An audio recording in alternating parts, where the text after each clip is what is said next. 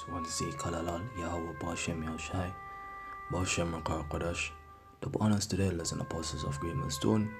Salutations to all brothers pushing this work in all sincerity and in truth. I'm the brother Yahya from the James Kings in Jamaica camp. Here again, just another lesson. Basically, what I'm about to go into is the punishment of Edom, Esau, the man of sin, Zin, the son of perdition, and the rest of the heathen.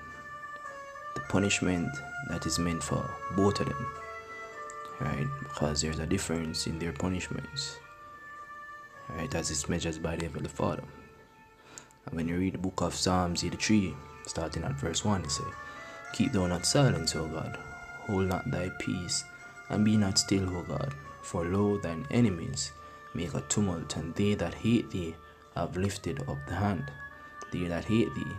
Scripture tells you that Edom has a perpetual hatred against Jacob, in which Jacob is his brother. So for that perpetual hatred, he's going to be punished. But the punishment that he's going to get is completely different from the punishment that the rest of the heathen is going to get. Right? So they have taken crafty counsel against thy people, and consulted against thy hidden ones. They have said, "Come and let us cut them off from being a nation, that the name of Israel may be no more in remembrance." Right? Who has basically fulfilled that endeavor? The so-called white man. He is the one that has fulfilled the endeavor of causing the children of Israel to forget who they truly are. Right? That's why the scripture says, "In the land of their captivity," Baruch chapter 2 verse 30, "in the land of their captivity, they shall remember themselves." So which land have we remembered ourselves?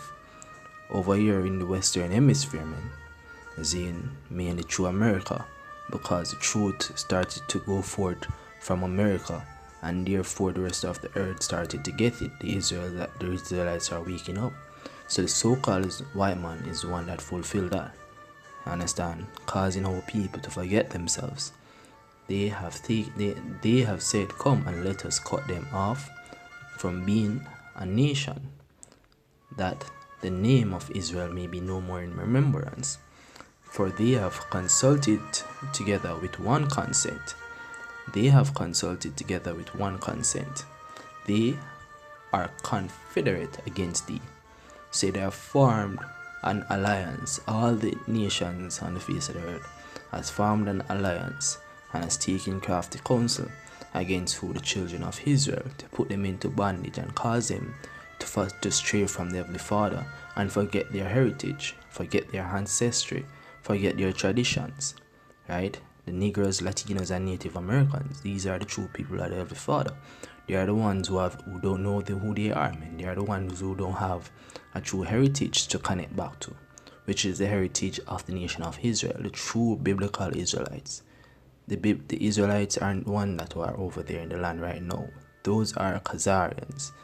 You understand? They are the true breed Edomites. You understand? So it says the tabernacles of Edom and the Ishmaelites of Moab. So it's listing all who come together and form an alliance and has taken down the nation of Israel to a state where only the Heavenly Father can repair us from. Right? Tabernacles of Edom and the Ishmaelites of Moab, and the Hagarenes, Jebal and Hammon, and Amalek, the Philistines with the inhabitants of Tyre. Asher also is joined with them. They have holpen the children of Lot, Sila. Right? So it has listed the Edens, them, who has taken counsel and has brought us into captivity. Right? Now when you read the book of Isaiah, going from there to the book of Isaiah, right? So bear in mind that all the nations has basically has an hand in bringing us, which are the true biblical Israelites, the Negroes, Latinos, and Native Americans, to the state that we are right now. Right? So bear that in mind. So it say in Isaiah 14 verse 1, For the Lord will have mercy on Jacob. Right? So the Heavenly Father will have mercy on Jacob. So he's separating Jacob from all other nations and will yet choose Israel. It hasn't mentioned any other nation name in that basically choice of possession that he has aligned himself with, which is the Heavenly Father. Right? He has not made aligned himself with any other nation but the children of Israel. So he's going to yet choose Israel and set them in their own land, right? Which shows you that we're not in our land right now. So he's going to choose Israel and set them in their own land, which is what the land of Israel meant. Then from the river Nile to the river Euphrates, that is our dwelling place. So he's going to set us in our land, right? And we're going to get the book of Isaiah 2 for sure. You say, if we were in our land, there would be no wars anymore. There would be peace. So that time of restoration is coming, and set them in their own land, and the strangers shall be joined with them. The strangers that is talking about are the Israelite foreigners, so that they are going to come back to the fold. They are going to come back to the wisdom, knowledge, and understanding of who they really are. Right? So the Heavenly Father is repairing the damage that the nations have done unto us. And they shall cleave to the house of Jacob, and the people shall take them and bring them to their place. Who is it talking about here? And the house of Israel shall possess them in the land of the Lord for servants and handmaids. And they shall take them captives, whose captives they were. Just by recent history, whose captives were we? We were the captives of the so-called white man. Him mainly. Even though we have went into bondage under every nation on the face of the earth, we were in captive under the so-called white man. One of the most atrocious captivity that our people has ever met was under the hands of the Edom, the Esau. So the scripture has just said, we shall take them captives, whose captives we were. Right? For servants and handmaids, and they shall take them captives, whose captives they were, and they shall rule over their oppressors. By process of elimination, who is oppressing us now on a high level? The so-called white man. He's the one that is oppressing us. From South Africa to France to America, even in the islands, he has been oppressing us, men, for decades, right? And it shall come to pass in the day that the Lord shall give thee rest from thy sorrow, and from thy from thy fear, and from the hard bondage wherein thou was made to serve, that thou shalt take up this proverb against the king of Babylon, and say, how had the oppressor ceased? The golden city ceased. Slakia. The Lord had broken the staff of the wicked, and the scepter of the rulers. He who smote the people in wrath with a continual stroke, he that ruleth the nations in anger, is persecuted and none hinder it. The whole earth is at rest and is quiet. They break forth into singing. Right? So the whole earth is going to be at rest in that day when the so-called white man is placed into captivity. All other nations are going to be placed into captivity, but mainly the so-called white man is going to get the bitter end of the stick. He's going to get the full blunt force of punishment, right, to the point where he is eradicated. That is the difference between the so-called white man and the rest of the heathen, right? Because even the heathen is going to be placed back in their land after the 1,000 years of slavery. But the 1,000 years of slavery that the so-called white man is going to face is going to be eradicated after that 1,000 years, man. Right? He who smote the people with a continual stroke, he that ruleth the nations in anger, is persecuted and none hinder it. The whole earth is at rest and is quiet. They break forth into singing. The scripture says when the wicked are in authority, the people mourn, but when the righteous are in authority, the people rejoice. So the time of rejoicing is going to come. The scripture continues and says, yea, the fir trees rejoice at thee, the cedars of Lebanon, saying, since thou art laid down, no fellow is come up against us. Who is a fella? A fella is a person who cuts down trees, right? And the so-called white man has been around earth cutting down nations left, right, and center. That's what the scripture referred to him as the arm of the earth. So the scripture is referring to as men being as trees. Understand? So they are going to rejoice. They are going to rejoice because after their 1,000 years of slavery, they are going to be placed back in their own land. They are going to be established, right? So when we go to the book of Obadiah chapter 1, right? Obadiah 1 and 15 says, "For the day of the Lord is near upon all the heathen." Just showing you that they are not going to go free. They are going to rejoice after the 1,000 years, right? But during that 1,000 years, man, as El Pastor Tahar loved to say, man, our foot is going to be up their asses, man. You understand? So it says, "The day of the Lord is near upon all the heathen." Follow closely. "As thou hast done, it shall be done unto thee." So all of the measures that they of punishment that they as accounted unto the children of Israel, we are going to measure unto them double up, right? "Thy reward shall return upon thine own head," right? Double up. "For as ye have drunk upon my holy mountain, so shall all the heathen drink continually. Yea, they shall drink, and they shall swallow down, and they shall be as though they had not been. But upon Mount Zion shall be deliverance, and there shall be holiness, and the house of Jacob shall possess their possessions." So we are going to possess the possessions of the heathen, of the heathens. In all of them, we will possess them possessions. They are going to be tributaries unto us, right? Because we are the ones who are going to be established to rule the whole earth, right?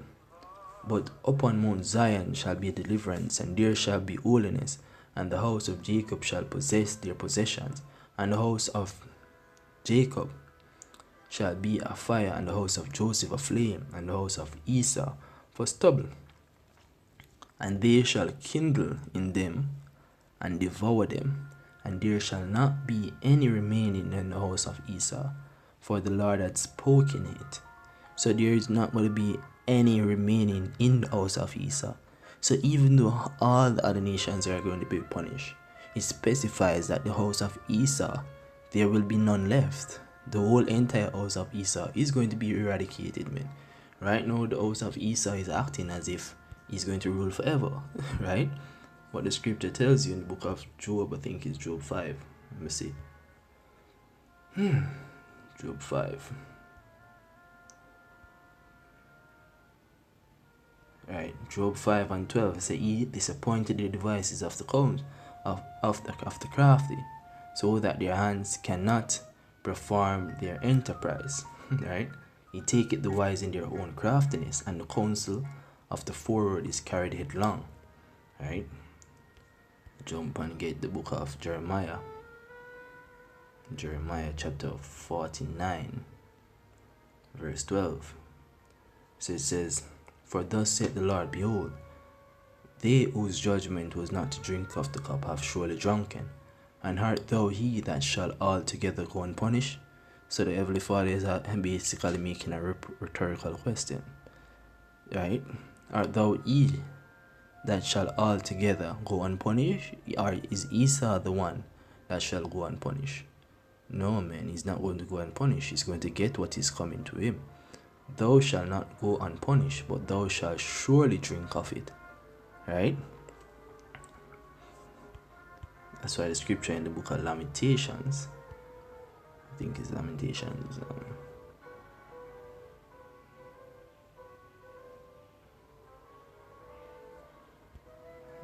bear with me. Alright, so Lamentations chapter 4 verse 21. "Rejoice and be glad, O daughter of Edom, that dwellest in the land of Uz. The cup also shall pass through unto thee." What is that cup? The cup of slavery, the cup of punishment. Right? That cup will pass unto you as well. Understand? So the scripture just say in Jeremiah 49 verse 12, they who was not supposed to drink of the cup has drunken of it. Understand? So who never drink of the cup? Edom. So there's coming a time when the cup are pass into them, that cup that is mixing with great mixtures of punishment. Even the dregs are going out unto them. Right? Shall surely pass through unto thee, thou shalt be drunken, and shall make thyself naked. So the scripture said, the punishment of thy iniquity is accomplished, O daughter of Zion. He will no more carry thee away into captivity. He will visit thy iniquity, O daughter of Edom. He will discover thy sins. And Esau is the man that has broken all the sins that has been written in the scriptures, man. He has broken all the laws that has been written in the scriptures, right? So he's going to be punished for that. Judgment is coming upon him for that. So the scriptures continue and tells you in the book of Job 20. Job 20, and I'll start at verse 5. That the triumphing of the wicked is short, and the joy of the hypocrite but for a moment, right? Though his excellency mount up to heavens. So though the so-called white man seem as if he's going to prosper forever, right? And it mounts up into heaven. He's planning his infrastructural development for the maintenance of the global economy through blockchain and RFID chip. So though his excellency mount up to heavens, and his head reach unto the clouds, yet he shall perish forever like his own dung. They which have seen him shall say, where is he? He shall fly away as a dream, and shall not be found, yea, he shall be chased away as a vision of the night. So we're not going to remember the nation of Edom anymore, because Heavenly Father is going to punish him for all the sins that he has committed against the land and against the children of Israel. So the time is coming surely, where the scripture in the book of Isaiah 2, we start at 1. So it say, the word that Isaiah the son of Amos saw concerning Judah and Jerusalem. Jerusalem basically representing the nation of Israel, right? And it shall come to pass in the last days that the mountain of the Lord's house shall be established in the top of the mountains. So the government of the Lord's house shall be that mountain which is higher than every other mountain, right? The government will be greater than every other governance, right? And shall be exalted above the hills, and all nations shall flow unto it. So imagine all nations flowing unto the nation of Israel. For what? And many people shall go and say, come ye, and let us go up to the mountain of the Lord, to the house of the God of Jacob, and he will teach us of his ways, and we will walk in his paths. For out of Zion shall go forth the law. Zine said them are going to flow unto us to be judged. They are going to flow unto us to be governed, so that we are going to execute our laws. Understand the laws that the Heavenly Father has placed upon us and all the other nations, right? And the word of the Lord from Jerusalem, and he shall be judge among the nations, and shall rebuke many people, and they shall beat their swords into plowshares.